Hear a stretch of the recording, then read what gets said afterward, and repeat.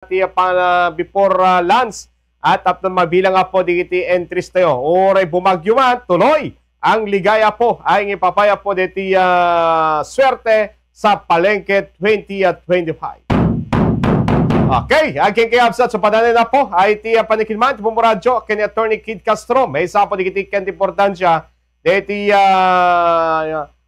bila po nga kalikagom ni Senator Robin Padilla aking kapsa deti mamindara na po ti Republic Act number 9344 at the Juvenile Justice and Welfare Act of 2006 at ipanagkikata po di criminal liability po exemption for offenders sa po nga tawen sa pulo gigan at tawen sa pulo ket pito aking kapsat damdama po hindi ito pangururahin po ta at mandara na po iti damatat aging kapsa iti tawin na po sa pulok pababa po 18 years old aging kapsa digitikat may pan iti bahay pag-asa digitikat mismong iti bahay pag-asa ti mga yan na po but kaligiti po except digita dati open iti offender na digiti kaso na po ay iti ng digiti heinous crime kas kumay iti pagpapatay panagusar ti druga, panagrabes, di kita po at aging kikabsat na muna, paubing nga po, di kita garami da po ti krimen. Pero de los menos, keng kikabsat, lang nga po dito probinsya, even na po dito dumapo nga probinsya, kita nyo dito na palabas nga bulan, at damanin na po di kita estudyante, mismo nga mapanabirinat, kumbaga, pinangtaan na po ti mestruna. Aking pigkapsa, di kita po iti pasamak, iti minors, when iti ubing, aking pigkapsa. So kadito tap na muna, no minors ngayon ko na tayo, haan nga mapilan ti kaso, but iti ket pasimula po nga di ito ket haan nga may balod. Okay na? Okay, kadikito guntawya po, live, hindi makinuman, game pigkapsa, kadikito guntawya po ni Attorney Kid Castro. Manibot pa lang, hindi man naman po reaksyon na or pagkapampanunutan na po. Deti bila po, kakalikagong, maindaran, iti lungalong Senator Robin Padilla po, deti Republic Act RA number 9344. Aging kiabsa, deti dibiyang po, iti tawag na, iti panakapababa, iti agtawa na po, our minor kintaman aman. Akadigundawan, Attorney Kid Castro. Attorney mo namin, good morning. Live ka di pong paradyo lawag, Attorney. Good morning mo, sir. Ken kastamit din, dagiti nangayat nga dumdungig ka dito yung nalata ka programa yo. So, actually, nagbasak di dyan, may panggap iti lungalong, mangipababa iti edad ti age of criminal liability. What comes to mind na recall ko da iti di man interview tayo din may panggap iti panakaibabamot iti age of criminal liability iti parte iti Australia. So moving forward to this, talaga nga datayo we are actually in favor kung nagkaroon it's not because kaya tayo nga mabalod dagiti ubing at least to cover dagiti ngamin ubing talaga nga damoten iti usto nga panpanunot who are committing crimes. So umuna ti amin haan nga baro kung nakarod dito yung lungalong kasi it was last 1932 pa lang under the revised penal code. Meron na tayong yung age of criminal liability is 9 years old. Only comes 2006 when there is nagkaroon tayo ng Juvenile Justice and Welfare Act na tinaasan ulit yung edad ng criminal liability from 9 years old to 15 years old. So, but then, yung binabanggit dito sa batas is that including na dito yung intervention programs and diversion programs that would be part of the yung parang restoration of the child na nag-commit ng krimen. Ngayon, sa atin naman, it's not, ito lang gusto ko nang liwanagin. Kasi what comes to mind, whether we favor or not, kahit hindi approve itong batas na to, na lowering it to age 10, yung criminal liability, we have to remind our children na when you talk about criminal liability, it's not because you are a child. You are not liable under the law. Hindi po yan exempt. Sabihin natin na because of your age na minority, you are exempted criminally. Sabihin natin kasi exempted from criminal liability ang definition. But when it comes to crime, there are two types of liability under a crime. Nandyan po yan ang tinatawag nating criminal liability and civil liability. So if you are not criminally liable, you can be made civilly liable. Ang criminal liability lang, ang binabanggit dito ay ang iyong pagkakulong. But then, you are liable civilly. Timan ko na, digit ubingan. Haan ata no civil liability, anak ko pangalakar mo, ti kwarta kapag bayad ko ita. Yan dala tama pagbayad. But then, it is your parents. Kasi meron yang parental obligation ang inyong mga parents. So, isipin mo, na marigrigatan lang nga rodan, dagiti naganak mo, nga mangisarot kanyam ti espelaan. Tawang nga ro, diti kwartada, agloko-loko ka pa eh. Nga dagiti kastoy nga civil liability, nga gapoy ti kinadamsak mo, nga may isang ubing. Kita ikampay isuda iti parental obligation. Nga mangbayad iti deta ubing nga dinangram. So then again, and we have to remind them as well, lalo dagiti high school kasi makikita tayo nakadado dagiti krimen nga magpapaspasamak iti eskwelahan lalo iti high school level between ages 15 to 18. So we have to remind you nga when you are of this age, when you acted with discernment. When we say discernment, meron kayo bang tamang pag-iisip sa paggawa ng krimen? So ngayong panahon na to na very na tayo sa social media. So ang presensya ng radyo, hindi na lang sa nakikinig ka sa radyo, nandito na rin sila sa social media. So the information, we cannot discount the fact na ang information can be heard everywhere. Ngayon, wag nyo nang maging dahilan na 15 to 18 years old, sabihin niyo na when you acted a crime, hindi mo sinasadya, hindi na pwede ngayon yan. Kasi with that age, considering na mayroon ng sapat na impormasyon na nasa sa inyo, nasa tama na kayong pag-iisip na gumawa ng isang krimen. If you did that crime with that age na 15 to 18 and you acted with discernment, you might be held criminally liable. When you say criminally liable, pwede po kayong makulong between that age. Ang mangyayari lang po, meron lang pong tinatawag na suspended sentence.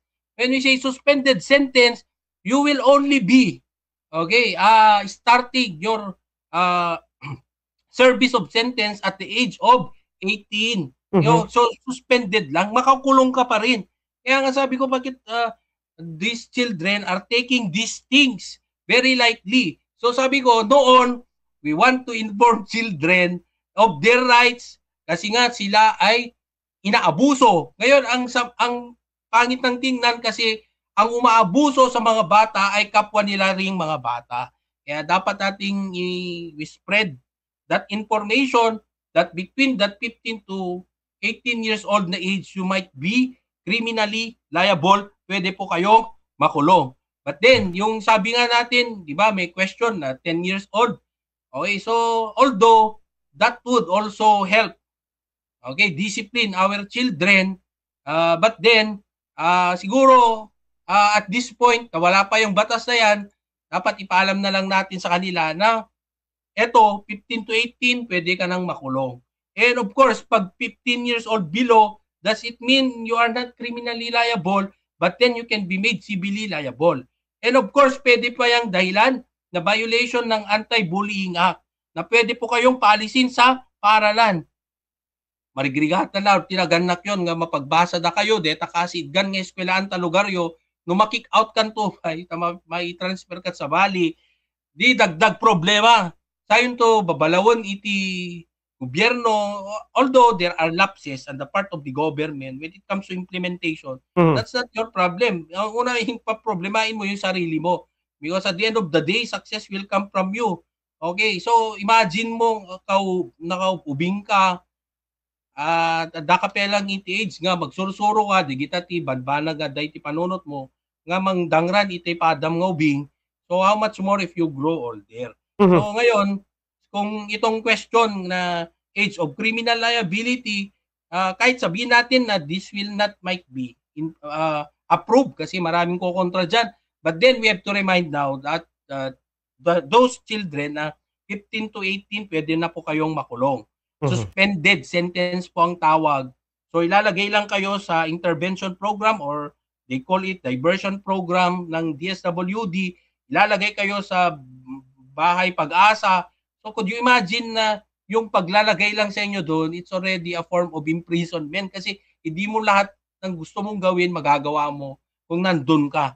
You are under observation. And of course, nandun na rin sir, i-remind na lang natin na pagbabasahin mo rin yung mga paghawak ng mga kaso ng children at risk, meron talagang intervention that has to be done na may conduct initial investigation on the part of PNP pag yung edad ng bata is 12 to 15 years old.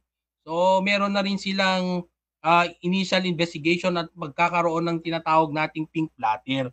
So hindi pa rin siya totally na walang abala sa inyo na mga bata pagdating sa paggawa ng mga bagay na hindi kaayos-ayos, okay? Or it is in violation of our criminal laws. Okay, Attorney Suket na sa in short, pabor kay diti bill nga kalikagom ni Senador Robin Padilla.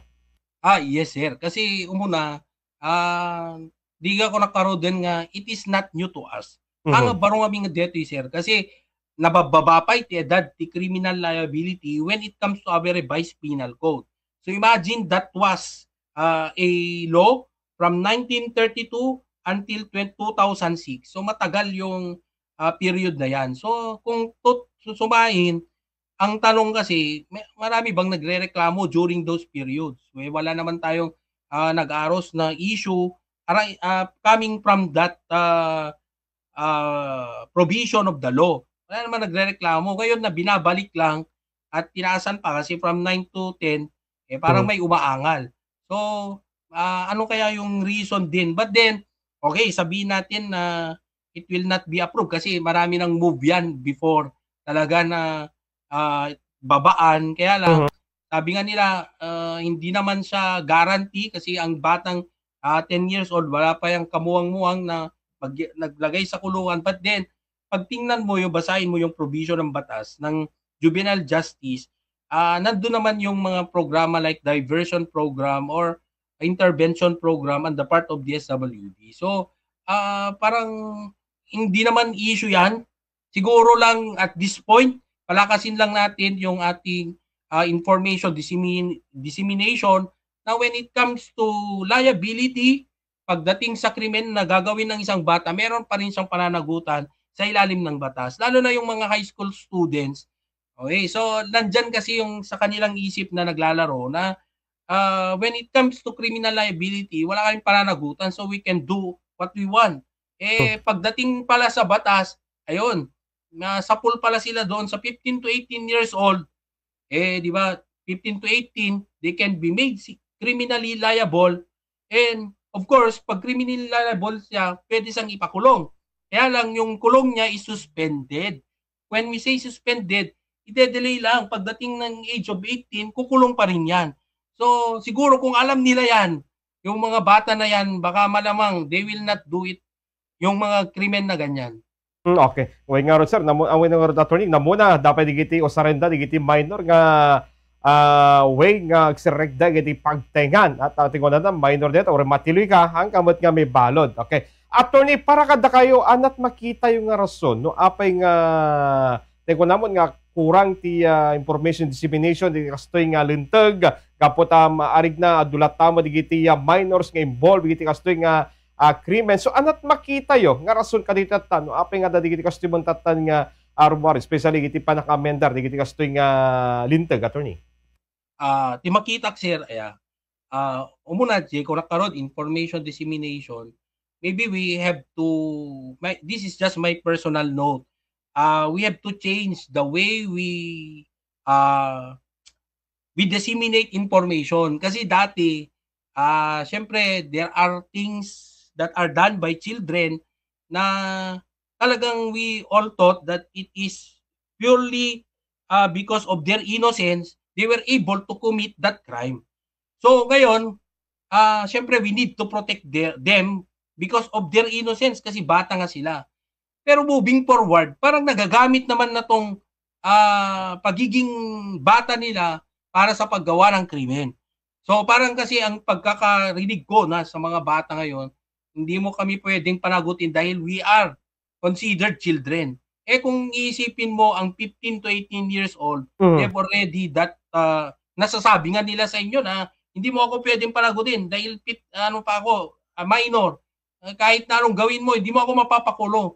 So, okay. So, we have to change siguro yung mindset ng mga bata na when it comes to liability, meron talaga silang pananagutan sa ilalim ng batas. Yun lang yun. Siguro we have to change only the manner of informing children na okay, you are protected by the law, na hindi ka agad makukulong. Kaya lang, if you commit a crime, you will still be in prison. Pwede ka pa rin ikulong. Antayin mo lang yung pagdating ng 18 years old at makukulong ka. So, masisira pa rin ang buhay mo doon. Okay. Attorney, no i-compare iti naglabas nga tawtawen. Attorney, kung kadigiti tatang generasyonan. Anat nakita yung nagdumaan na kadigiti tatan. Kasi arig na, kumarkaro nga digiti minors ket garamid na iti krimenan. No kitantid naglabas, arig na mabuting dapay nga garamat ti anya magigam ti natatarid nga banag gum kadigitoy ket itugod dapay kadig pagadalan. So ano may sagiti na obserbasyon nyo, attorney? Kas may sagiti abogado, attorney? Diego nak sir, misinformation. Siguro the way the law was structured is to highlight protection to children, which is correct naman. Na we have to remind them na they are protected under our laws because of their innocence. But then, coupled with it is a responsibility for these children na despite the fact na merong nagpoprotekta sa kanila, sa kanilang karapatan, pero they are still be made liable under our law. Criminally, pwede. Kasi kung sabihin natin, pag titingnan mo rin ang Juvenile Justice and Welfare Act, ang 15 to 18 years old can be made criminally liable if they acted with discernment. So, sa itingin ba natin, when you define discernment, it means meron silang ability to determine what is right or wrong. So, sa tingin ninyo, sa 15 to 18, sa gagawin nilang bagay na pananakit sa kapwa, wala ba silang isip? So, malabong sabihin na you did not act with discernment. So, malamang, even if you're a 15-year-old man or boy or girl to 18 years old, pwede ka pa rin makulong, suspended sentence lang, and between that age as well, ilalagay ka sa bahay pag-asa.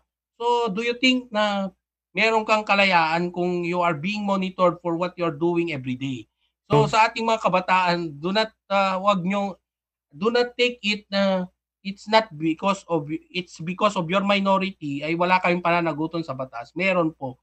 And of course, pag 12 to 15 ka, pwede kang i-conduct ng investigation ng PNP. So, may istorbo ka.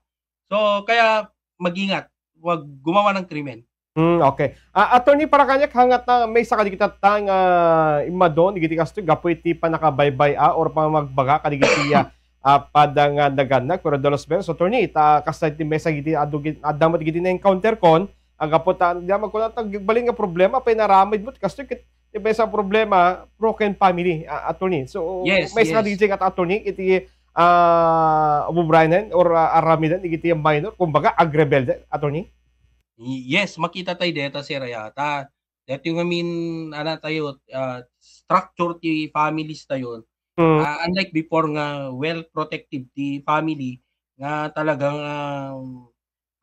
ganan, talaga nga ti family kat, nung unang family, gana ka matay, talaga nga ti pamilyam ti kadwam. Kaya tamang awin ng kat, while you are growing old, ubing ka pa, nagsisinamot na ni tinaganak. So, siyempre di ubing iwawamot iti panpanunot na sinsino ti sursurutan nan. So it boils down actually to the family, but then kunak nga rod nga we cannot siguro damot ti areas along digiti divorce kadaanan kadigiti amin kami there are a lot of social issues nga ti gobyerno they do not accept it, or the people tayo di natin ina-accept yung mga social issues na to. We do not take it for or we take it for granted, shall we say. Kasi I mean, siyempre, dito issue iti pamilya, di damot ngamin nga pokpokosan, kumbaga ngamin. Kat siyempre, dito yung pinagsisina ti ag-asawa. So, living children, di ba? DJ siguro ti pasukan dito yung naganan, dito yung 72, 9262, 7610, ito ti pasukan dan, dito yung nga children's rights. Okay, nga although these laws are present, but then they are not effectively being implemented. So imagine mo mga amin ti may isang community, aw man lang amin mo ti pagtarayan dagiti being apektado dagiti pamilya nga nagwatak-watak because of dagiti pinagsisina ti naganak ngem ko nakarod aw mo iti pagkamangan da aside from their relatives nga at the mercy of their relatives saman lang nagbalin nga parte iti panangkaayos ti biag ti maysa nga ubing iti tulong babaen iti gobyerno. So parang detamot ti makikita ka kasi no we are relying on to our relatives damot bukod nga biag. So what no nga rod awang mangawat ka digito yung kubing biktima iti siguro we also have to strengthen family relations na despite the fact na nagsisina dagiti naganak there should also be dapat may inculcate din yung pagbigay ng responsibilidad para sa ating mga anak. Kasi kahit na sabihin natin na hiwalay kayo sa isa't isa, you go on your own ways, but then the child should not suffer. Okay, from our yung mga ginawa natin, the children should not suffer, and that should be yung faktor na titingnan ng gobyerno na siguro kailangan din talagang paigtingin yung sabihin natin meron ding karampatang parusa yan sa pagpapabaya sa ating mga anak. So dapat ipaigtingin niya muna para to prevent these crimes to happen. But then kaya lang we have to remind them as well na it is not a resort or it's not also a way of expressing ourselves na dahil meron tayong problema sa ating pamilya, idaan natin sa pananakit sa ating kapwa bata. Kasi causing crime or committing a crime to other children will only arise another problem. Okay, so yun lang yun. Yun naman ang pinupunto natin. Kaya nga. Attorney, may sapay sa lusot ko kasi ada digiti instances no kawas pasamak no minor involved mapayaban ti parents isu ti agsumbat or mamulta at digiti kadwan nga tarmurmar basin aglalo no example vehicular accident nagmaneho ti minor parents iti managot attorney. So adda ti kasto nga encounter tayon attorney dito probinsya de Ilocos Norte? Okay, so actually pag when it comes to children, usually yan it will end up into parang settlement. Okay, yung mga involving children. But then ang ano kasi punto natin diyan is that they cannot be made criminally liable. Yun ang nasa isip natin. Yan kasi ang naka-basic sa isipan ng mga authorities natin na when it comes to children, automatic na nilang iniisip na they have to settle it. Kaya lang, pag titingnan mo kasi, wala naman, minsan tayo, we settle it for less na okay, sige, settle na lang natin ganito, ganyan. But then if you look into the law, hindi po yan ang wisdom niya. So pag yung bata involved, like for example, sa driving na yan, no? Pag 15 to 18 years old, pwede pala itong managot sa ilalim ng batas criminally if they acted with discernment. Kaya lang kasi tayo kasing mga Pilipino, nasanay tayo na, okay, buti na lang walang nangyari, it's just a matter of accident, kaya we sometimes disregard now the law. So wala namang pwedeng perasahin ang ating mga otoridad na compromise yung mga partido na involved. Okay, so pag pinapanagot ang mga magulang, it is because of the Civil Code provision on the principle of parental authority, particularly Article 2180, na binabanggit doon na parents are liable for the damages caused by their minor children who live with them. So doon lang talaga kung bakit yung obligasyon ay pinapasa sa magulang. But then again, yun nga yung sabi ko, pag 15 to 18 years old, pwedeng panagutin yung bata and to be made criminally liable for the crime that he had committed. Okay. Attorney, maraming salamat. Amok dumapedikayat mong ibaga ng amok kada iti nakasagala para iti Duralex and Dex para kada iti manamnamang asikantuan ti Gesmon it kay iti para bigat Domingo. Attorney, once again, maraming salamat. Kalito oras ngayon pa yung stasyon ni Pamburadyo, numampay dati iti paspasaran nga Bagyo Crising, amok pinatgamlat tayo iti makinumanda ka Attorney Castro. Kaya na po ni Attorney Kid Castro, ganyan kaya may sa iso na pong criminal lawyer po, iti Northwestern University. Kaya na for the meantime, so na po iti biyang po iti Land Bank of the Philippines. Ay manager sa Kamali, ay iti biyang iti Land Bank of the Philippines po ni Attorney